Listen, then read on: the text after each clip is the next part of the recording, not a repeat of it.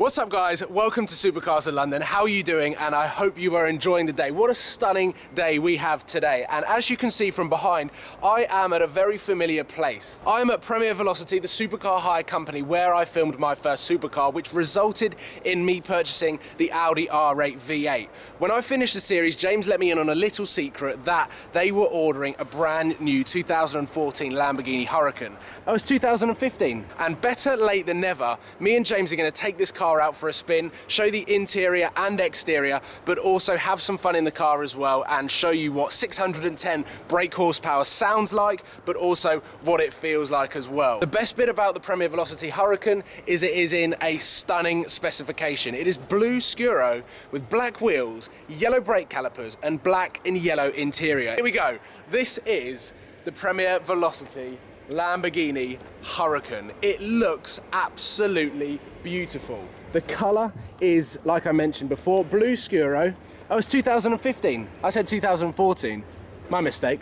And as we come round, the Lamborghini Huracan splits opinions with looks. Let me know whether you like the Lamborghini Huracan's looks or whether you don't. When this first came out, I didn't think that it fitted the Lamborghini manufacturer. It didn't fit the Lamborghini brand. However, now looking at the car, being up close and personal with it, this car is absolutely amazing. Here we go, LP 610-4. So I think we go click. Oh, that's cool. Let's do that again. And again. That is really cool. Oh look, the door handle opens as well. And wow, look at this for interior. We've got yellow Alcantara on these bits here, so it's yellow inserts in Alcantara with black leather and yellow stitching all the way around.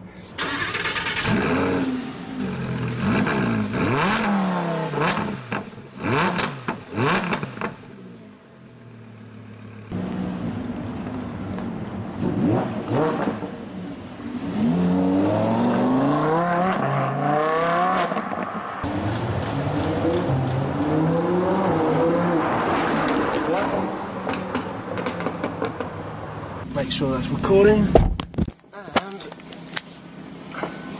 stick it up there. Ladies and gentlemen, James is back. Hello everybody. Driving a car on Supercars of London.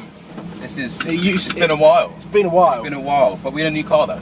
Yeah, it'll be great if this was on Thursday, Throwback Thursday. Throwback Thursday, that's the thing. I think we should do a little Throwback Tuesday. You know, Throwback Tuesday. There's still a T. With the video going live on Wednesday. Absolutely. Alright. So, we are in Premier Velocity's kind of latest and greatest flagship vehicle, the blue Scuro Lamborghini Huracan, which I think a few people have seen around town, and it's been seen quite a lot. It got quite a lot of love when I first drove it into town. It did. Got a few people that have said one of the nicest spec Huracans that they've seen, which is nice to hear. Yeah. Oh, I'd agree with that. I think I've already said that this is one of the best looking Huracans. Might be up for debate because everyone's got their own taste. Absolutely. But what we want to do today is go for a drive. Yep. Throw back to my first supercar. Try and do that sort of route. You had an Astra back then, didn't you? I had an Astra back then. Wow. Yeah.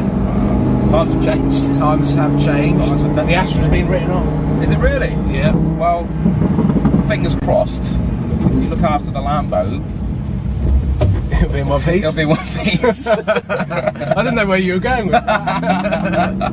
So, alright, being in a you've been in a Huracan before, haven't you? I've been in a Huracan before. I spent quite a lot of time in a Huracan. Okay. And the two things that I would say is, one, I love the interior. Yes. I think the interior is a vast improvement to the Gallardo.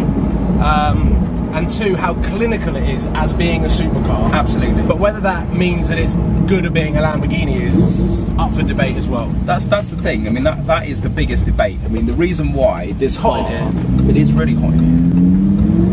The reason why this car does so well on the hire market, for one, is because it's so easy to drive. You know, it's got really light steering compared to the Gallardos. Obviously, now you being a 560 owner, then you know that it's quite difficult to drive. You know, it's the offset pedals, it's not exactly the nicest driving position sometimes. Is it still offset pedals? No, not at all. So it's like the R8 now, so it's right in front of you. Oh, wow. So nice and simple. You know that travel on the brake pedal that you feel when you've got your car. You know, it's instant. You know, now they've updated so much stuff with this car. It's an entirely new car. The gearbox. See, that's the biggest change. Yeah. So, you know, if you've been in, you know, all the Gallardos, right from the first one up to, you know, the 570 that we ended up filming with the roof down on that day. No, when you gave me chip for not driving with the roof down. But yeah, you know, that kind of was a character that almost defined the Gallardo. You know, that kick every time you change gear. Yeah. You know, it does provide character, and it is cool. And I've watched some of the videos of you in the 560 recently. You know, with your little face when it changes when you're in Corsa. I feel like through the gears. Yeah, I feel like you're about to get my own back. Is that right? Yeah, I'm about to get my own back. Yeah. Because you're now in the driver's seat and it's me in the passenger seat. Again. It doesn't stop. He is potentially the most sanitised of all Lambos ever. Yeah. You know, it's no more difficult to drive than a Golf.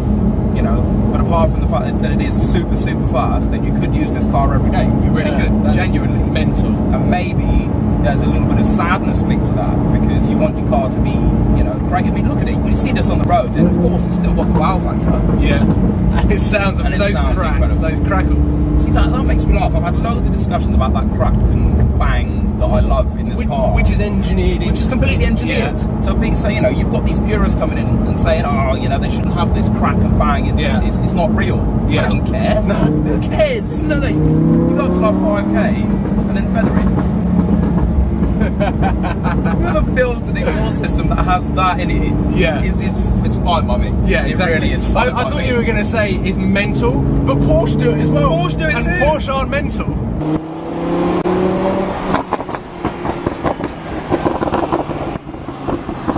There's a lot of space in here. There is. Kind of like the Gallardo, but you just don't feel like there's a lot of space because you don't have that sweeping dashboard that you get in the Gallardo. It's deceptive. It is deceptive, and that's one of the big plus points from everybody that's driven this car. As I always used to say to people when they drove Gallardo for the first time, if they'd never driven one, which is quite regular in the hire trade, dash is really high, so you think you're in a really big car when it's actually pretty tiny. You know, what they've done with the Huracan is they've lowered the dash right down, so again, very similar to the driving position in the R8. Yeah. Because you've got a lot of, you know, your visibility is 100% better than it used to be. Well, apart from the rear. Well, you don't really talk about the rear. Well, everyone forgets that this is a base model. You know, when the Huracan, everyone's like, it's a Huracan, but you're forgetting that there's a Huracan Spider coming, then there's a Huracan Superleggera, then there's a Huracan this and a Huracan that, and a rear-wheel drive one. They've got another 20 models. You know, this is going to be another Gallardo. Classic Lambo. Let's just hold on to this design for 30 years. You know. And we've got a daredevil squirrel. Literally. Daredevil. You had a camera. You got a quality shot. But yeah, so I think that this car looks great, but the Superleggera form of this is going to be. It's going to be amazing. It is. Yeah. See, it doesn't stop. Literally, all the torque is like from the 6 onwards, like it should be. You know, when you drive a turbo car, you rev it to 5 or 6k, and then that's it. Yeah. In this, once you get to 6, that's where it all is. And this car's got like 500 foot-pound torque. It's a lot because it's a big engine. I'm nervous. But it's mega. I'm nervous.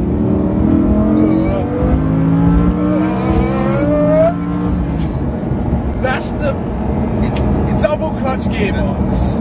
There is no shunt. I'm expecting at the end of the revs to get that, and there's nothing. When I first drove it, with one of my colleagues, and I looked at him and I said, "This is really weird. Yeah, this is really strange. It's kind of it's a little bit surreal. Yeah, you know, it almost felt a bit wrong, to be totally honest. Yeah.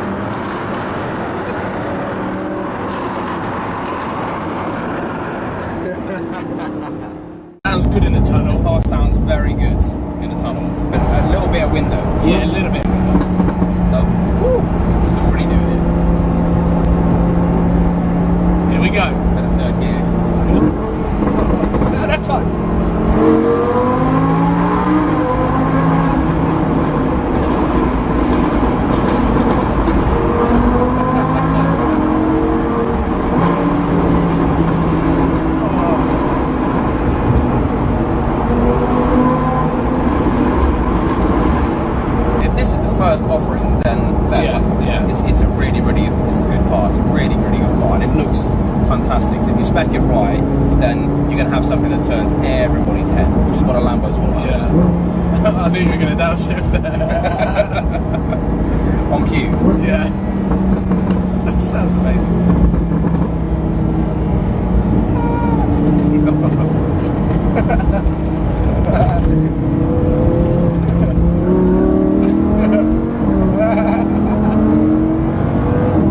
It just doesn't stop. It doesn't stop. It doesn't stop. Gets your heart pumping. Gets your heart pumping. It gets the whole body pumping. And what was I going to say? I've lost where I was going to say. Sorry, that was my fault. Yeah, double clutch gearboxes. What will, let's say, the next generation of Ventador be like with a double clutch gearbox? What do you think the future to Lamborghini is going to be for the big V12 flagship model? Are they going to continue with a V12? They're going to continue with the V12. They have to. I mean, that's just, it's part of their brand, and I don't think that even though the guy who is the boss of Lamborghini is a German person, that you know, he's not going to keep his job if he starts saying, we'll do a twin turbo V6. That's a cracking idea. So I think they'll stay with V12. They have to go twin clutch. Yeah. They've got to do it. They've just got to do it, because even though, you know, you've heard the story before, you know, the Aventador SV, oh, it's the best single clutch we've ever made, and, you know, it's 18 milliseconds faster than the last one. Nobody cares. Because, you know, it's a single clutch and it's going to break all the time, and when you change gear you feel like your head's about to come off.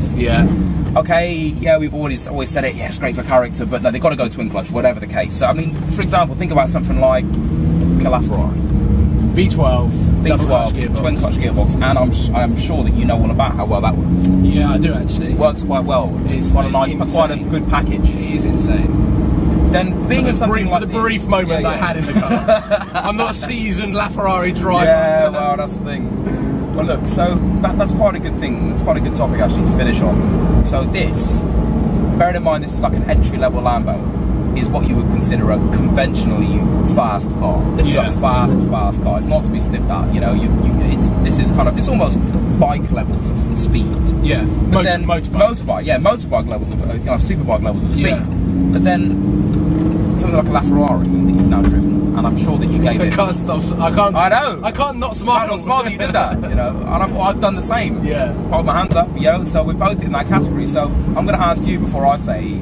So you know, if we're comparing this kind of car, 600 horsepower, you know, to something like the hypercars of today, your LaFerrari P1, that kind of thing. There is actually another level again. Oh, a huge level, which would be hard to believe. Yeah. Because if you think that this has 610 horsepower, that's only about 10 horsepower shy of what McLaren F1 had back in the 90s, which was like the hypercar of all hypercars. Yeah. So where's it going to go from here? That's the exciting thing. Yeah, the exciting thing is, as well, is when it does turn into the battery-powered electric motors. Like I know we're going on a touchy subject here. Yeah, it is a but touchy the power subject. is instant. It is. From that. And that's the P85D, which I've had a drive in as well. The Tesla. It just kind of it makes me do a funny face. Yeah, because I can't quite understand what I can't comprehend it. Yeah. I don't understand it. It's really strange. It's bizarre, and I don't know how we've done a full circle. We've started off talking about the Lamborghinis, the agricultural Gallardo, the single clutch, and now we're talking about all of these insane new electric, the future of cars. I mean, absolutely. This is just an episode. This is a Top Gear episode in itself. It is a Top Gear episode in itself. All I'll say is that I hope that the combustion engine with cars like this stays around for a bit longer. I'm really happy that McLaren and Ferrari and Porsche have all found a way to make cars faster than they've ever been before by adding to an engine rather than replacing an engine. And that's cool. That is cool. But while we're on the subject, this isn't any of that. This is just a big V10, and that's why Lambo gives it the thumbs up. Gives it the thumbs up all day long. I hope you guys have enjoyed this video. I'd like to thank Premier Velocity and also James for allowing me this opportunity. Always fun. And I think you're going to go blast up and down the road for the end shot now. Yes, sir. I'll have a go. And I will sign off now saying thanks for watching. Make sure that you subscribe if you're new. Give it a like and a thumbs up for the Lambo. And also, thumbs up for James. Cheers.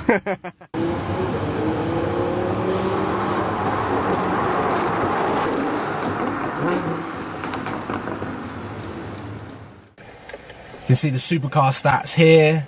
Welcome to the Lamborghini LP560 Spider, a review that I've been waiting to do for a long time. Lamborghini are my favourite car manufacturers ever.